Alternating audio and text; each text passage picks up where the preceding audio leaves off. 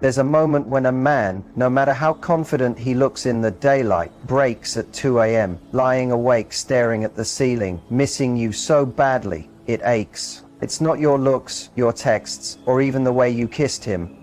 It's one powerful emotion: nostalgia. When you trigger it, he can't escape it. And that's what keeps him up at night. Think about this. The things we crave most aren't always the newest, flashiest moments. They're the ones that made us feel irreplaceable. It's that inside joke no one else gets, that random late-night adventure, that moment you made him feel truly seen. When those memories sneak up on him, they hit like a tidal wave. And here's the kicker: the more he tries to replace that feeling, the more he realizes he can't. If you've ever wanted to understand what makes a man crave you long after you're gone, stick around. I'm going to show you how to make him miss you in a way that no one else ever has, and it starts with one simple shift in how you show up. The deepest longing doesn't always start when you walk away. It starts when you touch something inside him that no one else even tried to reach. Let's talk about that feeling, not the heartbreak kind, not the messy on and off drama. I'm talking about something much stronger. The kind of connection that keeps him wide awake at 2 o'clock a.m. Not because you're not there, but because you are in his world, and still, he can't seem to get close enough to who you are. You're lying next to him, or maybe you just kissed him goodnight and left to hang out with your friends, yet he's there staring at the ceiling like it holds some secret. His phone is face down, his chest feels tight, and what's keeping him up isn't a fight, it's you. Because this isn't about absence, it's about depth. It's about that moment when he realizes you didn't just show up in his life, you became part of his system. Now your energy feels like something he needs, even while he's trying to stay cool. Here's the catch: you didn't get here by overthinking. You didn't get here by pleading, performing, sending long texts, or trying to prove yourself.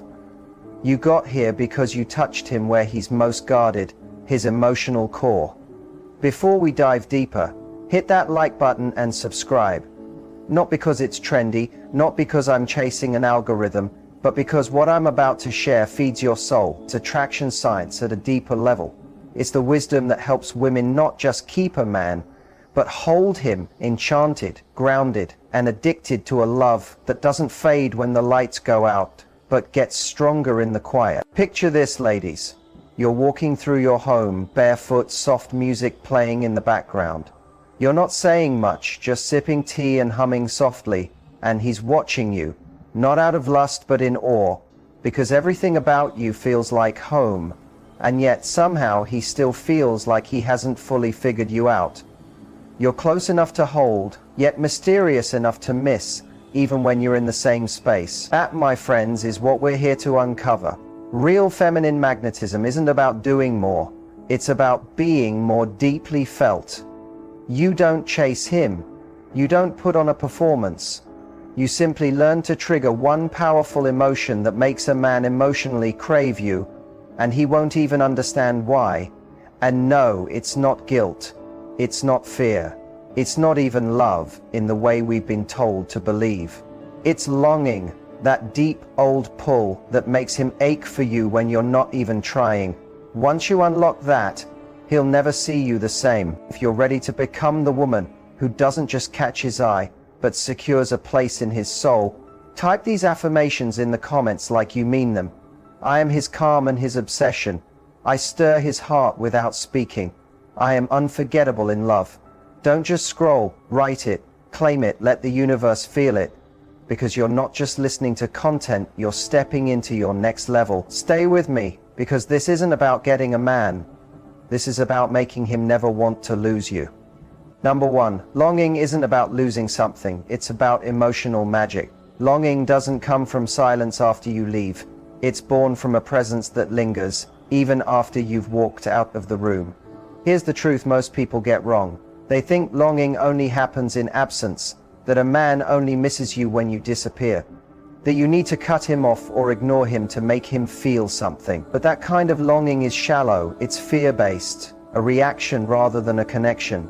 True longing, the kind that keeps a man awake at 2 o'clock a.m., heart tight, breathing uneven, doesn't come from absence. It's born from emotional magic. It happens while you're still in his life, maybe even in his arms, yet you still feel like something beyond what he can hold. You're both his calm and his curiosity, his comfort and his craving.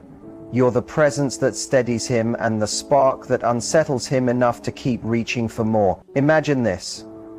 You're curled up on the couch together. Nothing fancy, just in comfortable clothes. Your head resting on his shoulder. His arm is around you, but his mind is still chasing you. Because you're not entirely predictable. You're not over-explaining. You're not offering every piece of yourself in perfect words. You're there, warm and present, but your energy makes him lean in further. That's where the magic is. Not in absence, but in presence filled with mystery. This is where most women miss the mark. Somewhere along the line we were taught that once you're with him you must always be available, call all the time, over-nurture, and fill every silence like it's dangerous. But let me be honest, a man doesn't crave the woman who fills every gap. He longs for the one who knows how to breathe alongside him, not with pressure or panic, but with presence, and just enough self-possession to keep him intrigued. You become his emotional oxygen, with just enough mystery that he keeps taking you in. Now you might wonder, but if I don't always show up, won't he think I don't care? If I don't explain myself, will he pull away? No, real men don't disconnect because you're centered. They connect more deeply when your energy feels steady and not chasing, when they can feel your love without needing endless reminders. That's the energy that lingers. That's what makes him feel something in the quiet moments. It's not the absence of you, it's the essence of you. Longing isn't about loss, it's about attraction, the beautiful tension between safety and curiosity, between familiarity and wonder. Next time you're with him, don't overgive. Don't force yourself to always be on. Instead, lean back into your feminine depth. Let him feel your presence and let him wonder about it. Allow the quiet moments to speak and breathe, because the woman who can love a man without needing to own him, that's the woman he aches for. That's the woman he's afraid to lose, even when she's his. If this resonated, drop these words in the comments with all your heart. I am his breath. I create emotional magic. I make him crave my presence. Number 2, reflect the feelings he doesn't say out loud. A man doesn't fall for the woman who only listens to what he says. He falls for the one who understands the feelings he can't express. If you truly want to be the woman he thinks about at 2 o'clock a.m., not because he's lonely, but because he feels safe and deeply seen when he's with you, you have to hold space for the version of him that the world never sees. Most people fall for the version of him he shows to everyone else. They fall for his image, for what's on the surface. But you fall for the quiet parts, the pieces of him that stay hidden. That's what makes you unforgettable. Men aren't usually taught how to speak about their feelings. Most grow up being told to be strong, to be reliable, to man up. So what happens? They start separating parts of themselves. They lock away their softness, only letting it out in brief, unguarded moments. You won't find it in the words he uses when he's performing. You'll notice it in the pause between sentences, the tension in his shoulders, or the quiet that follows when something genuinely hurts. That's the version of him most people never notice, and it's the side of him that longs to be understood without being exposed. Picture sitting beside him on the couch after a long day. He says his day was fine, nothing unusual, but his voice feels off. His smile doesn't fully reach his eyes. He shifts his position one too many times. Most would keep asking, "Are you sure? What's wrong?" But you, without speaking, just rest your hand on his chest and let your energy say everything. I see what you're holding, and you don't need to pretend with me. That kind of quiet presence is rare.